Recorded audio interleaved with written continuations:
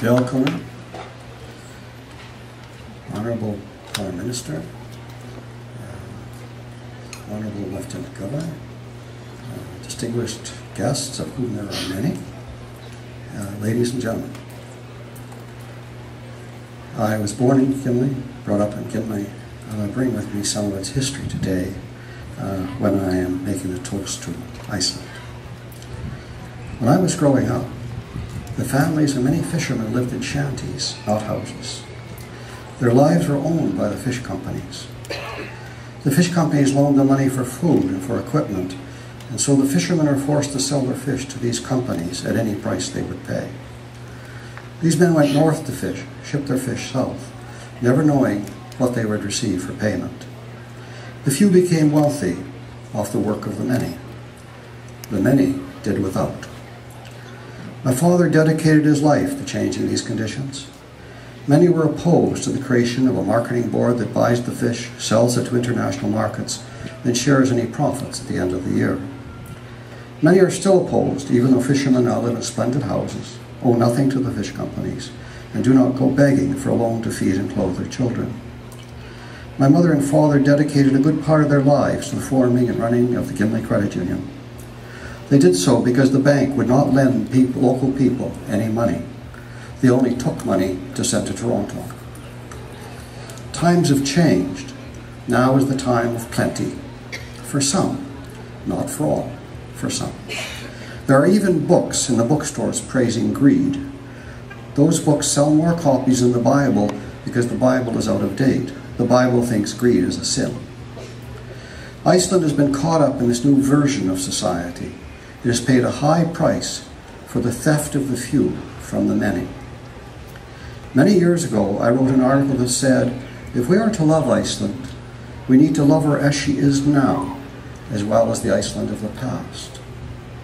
We have on stage two women, our Fjallkona, Helga, and the Prime Minister of Iceland, Jóhanna. I am proud that we have two women representing our past and our present, just as I was proud when Vigdís was here. It is women who have kept our community together and functioning through many difficult decades. It is to a woman that the Icelanders have trusted their future. Over the last few years, I have feared for Iceland. I have feared for its lands, for its oceans, for its natural resources, but most of all, I have feared for its people. Over the centuries, the Icelanders have been burdened by foreign rule, by harsh physical conditions, by a feudal system that did not make every Icelander equal. The collapse of the economy has threatened to replace the rule of the Danes by the rule of foreign companies. What is to be said of two women who represent our past and our present? What do they symbolize? Our Fjallkona represents our communal love of Iceland, the bonds that we still feel after more than 130 years. The Prime Minister represents the values, not of the minority in Iceland, but of the majority. What is revealed by her being chosen to lead Iceland? It is said that Jóhanna is known for allocating generous amounts of public funding to help the disabled, the elderly, and organizations tackling domestic violence. She is seen by many as a unifying character capable of solving tensions in Iceland. I can toast this. I can admire this. I can say this is the Iceland that I have known. As editor of Lögbók Heimskringla, many stories from the past cross my desk. These are not stories about how clever, greedy people are. They are stories about groups forming to raise funds to help fellow Icelanders who are poor, to help children who have lost parents to disease and early death.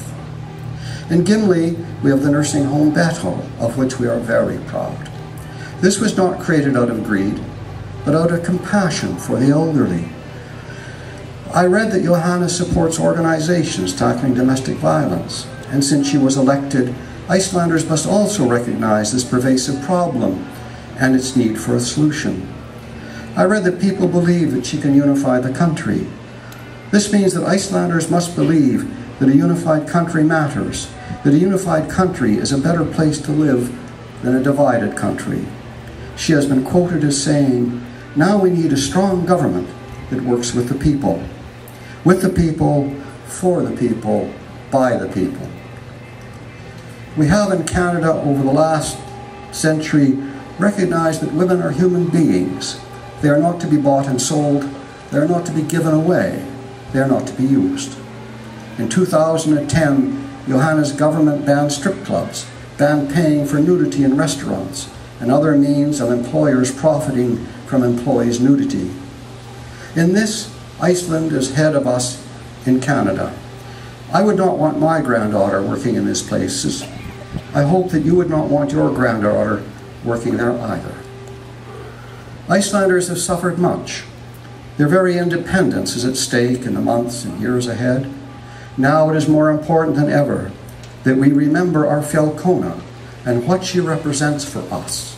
Iceland's landscape, her literature, her long democracy, her family ties, her values. We must remember that the sins of the few are not the sins of the many.